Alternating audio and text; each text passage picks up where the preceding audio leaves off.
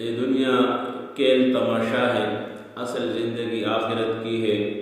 اللہ سبحانہ و تعالیٰ نے ہمیں یہاں پہ آخرت کی تیاری کے لیے بھیجا ہے۔ یہاں کا گھر بار، بیوی، بچے، دکان، پراپرٹی، بینک بیلنس، یہ سب دھوکہ ہے، اور یہاں کی خوشی کے پیچھے غم ہے، یہاں کی ہنسی کے پیچھے رونے کی رمجم بارشیں ہیں، اور یہاں کی جوانی کے پیچھے بڑھاپا ہے۔ جوانی کو بڑھاپا کہا جائے گا، مال کو فقر کہا جائے گا، حسن کو بڑھاپا کہا جائے گا، اور عروج کو زوال کہا جائے گا۔ عنقریب یہ ساری چیزیں آ رہی ہیں۔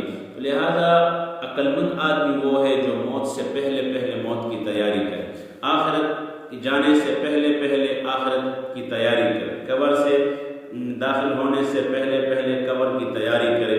باقی دنیا کی زندگی یہ ایک امتحان گاہ ہے، ضرورت ہے، یہاں کی جو ضرورتیں ہیں وہ بھی اللہ پاک نے انسان کے ساتھ باندھے ہوئے ہیں، بیوی، بچے، دکان، پراپرٹی، اور اسی طرح کھانے پینے کی اشیاء، گھر بار، سواری، بیوی، بچے، اس طرح مکان، یہ ساری چیز ضروریات زندگی ہیں، لیکن دل میں ان کو جگہ نہیں دینا۔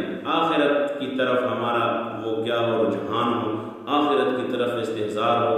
ہم تو مسافر ہیں، نبی نے فرمایا کن فی الدنیا کأنک غریب او عابر السبیل، دنیا میں ایسی زندگی گزارو جیسے مسافر راستے پہ چلتا ہے اور تھوڑی دیر ایک جگہ سستا لے، پھر ثم راح وترکہ، وہاں پر آرام کر لے، پھر تھوڑی دیر آرام کے بعد اپنے راستے پہ اپنے سفر پہ چلتا ہے۔ تو ہماری مثال بھی ایسا ہی ہے۔ اللہ پاک ہمیں توفیق دے کہ دنیا میں رہ کر آخرت کی تیاری کرے، دل ہمارا آخرت کی طرف ہو، اللہ کی طرف ہو، اور رسول صلی اللہ علیہ